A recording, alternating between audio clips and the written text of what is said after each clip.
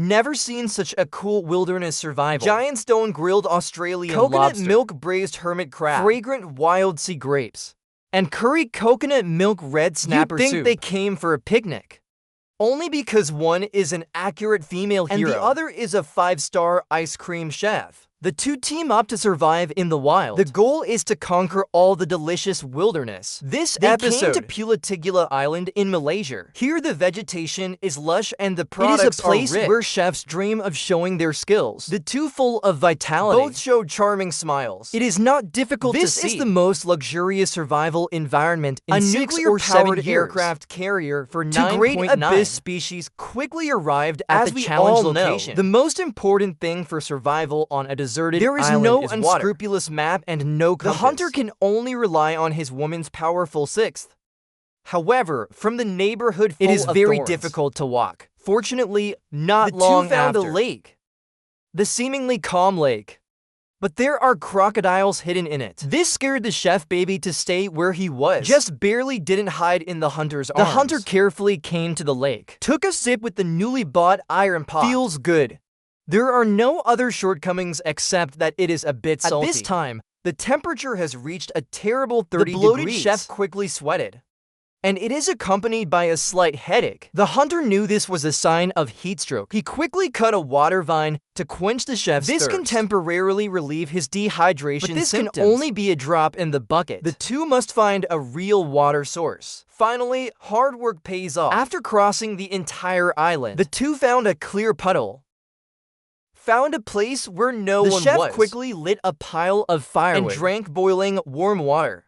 The two quickly regained their strength. They hadn't eaten anything after a day of walking. So the hunter caught a few hermit crabs as bait, planning to try his luck at the beach. But until the moon set, he didn't even catch a fish scale. It looks like they'll have to go hungry tonight. The next day arrived. The hunter put on his diving gear and picked a place where wild sharks gathered to catch to feast on, even making bold statements that this time it's as simple as going to the seafood market to stock up. The naive chef believed his nonsense and hurried to the jungle to find ingredients. However, the vegetation here seems lush. But the edible vegetation is few and far between. The chef searched for most of the day and couldn't find anything. Returning empty-handed. He luckily found a coconut, but there are no coconut trees on the island. The chef guessed it must have fallen from the sky. On the other hand, the hunter was miserable. The visibility in the turbid sea was less than a meter. After searching in the water for several hours, he found nothing. Helpless, he could only return to camp. Looking at the hunter with empty hands, the chef expressed his disappointment. The hermit crabs passing by couldn't help but laugh. This sound successfully caught the hunter's attention. The two smart guys looked at each other, ready to catch some and have a taste. Although hermit crabs are known as the dung beetles of the beach, after the chef's processing, it must be very delicious. The two caught a full basket without much effort. The hunter cracked open the coconut he picked up and squeezed the fresh coconut milk into the pot. Then poured in the washed hermit crabs. A delicious coconut milk and crab dish is ready. It looks pretty good.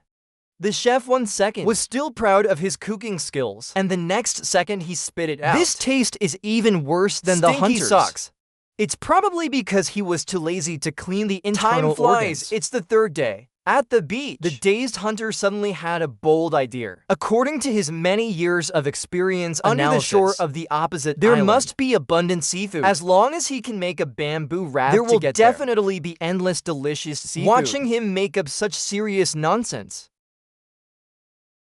it seems that this may be the best solution. Fortunately, there is no shortage of marine debris on the shore. The two didn't spend much effort and collected a lot of dead bamboo and plastic bottles. Spent an afternoon making a catamaran, but it's getting late now. They can only set off tomorrow. The next day, the two finished their coconut and brought plenty of fresh water. Getting on the raft, the two were in high spirits, chatting and laughing, completely unaware that there were 3 ghosts staring at them from behind. The seemingly calm sea is actually full of undercurrents. What they thought would be a few hours' journey took the two an afternoon to successfully reach the other side. The exhausted two had no time to rest. The hunter cut a branch and planned to make a fishing spear, then tied on a hunting arrowhead, using a rubber band to provide power. A wilderness brand fishing spear is ready. Then he confidently went into the sea. This reef is indeed rich in products. In a short while, the hunter found a grouper in the coral. He aimed like an experienced fisherman at the grouper and shot the harpoon. Good fellow, a hit to kill. Just when the hunter was happy. The chef on the other side was not idle either. Searching for wild ingredients along the beach. Soon he made a discovery. This is sea grapes, a kind of seaweed worth a lot of money. Rich in vitamin C, known as vegetarian caviar. It's perfect for pairing with seafood. Just as he continued to search for food, the hunter on the other side had another pleasant surprise. He caught a big lobster in the reef. This adventure was not in vain. The hunter returned to camp as a victor. He could hear the chefs giggling from far away. He planned to cook seafood in the most primitive way, cutting the grouper with a knife. What's unexpected is, this big lobster is covered with lobster roe. These roe are not only nutritious, but also rich in nutrition. It's definitely a rare wilderness delicacy. After processing the ingredients, add seawater and seaweed for the base, to keep the meat fresh and juicy. Then put the ingredients in neatly. Simmer for 30 minutes on low heat. A dish with good color, the perfect aroma, seafood and dish taste is freshly baked. Open the lid and the fresh smell of seafood comes to your face. The bright colors made the hunter praise his cooking skills, vowing to find a wife who can cook in the future. The fresh and tender shrimp meat is delicious in the mouth. The delicious grouper is also steamed just right, can provide the two with rich calories. The hunter didn't even let go of the soup on his hands. After eating this meal, they slept until the 5th day. On the 6th day, the fresh water they brought was running out. The two had to return to Providenciales Island. On the way, the hunter planned to catch some fish for breakfast. Using a rope to fix the bamboo raft on the reef, the hunter began fishing around the bamboo raft. The chef thought everything was safe, so he leisurely fished on the bamboo raft, without noticing that the rope was loosening. The bamboo raft drifted further and further away. The chef realized it later.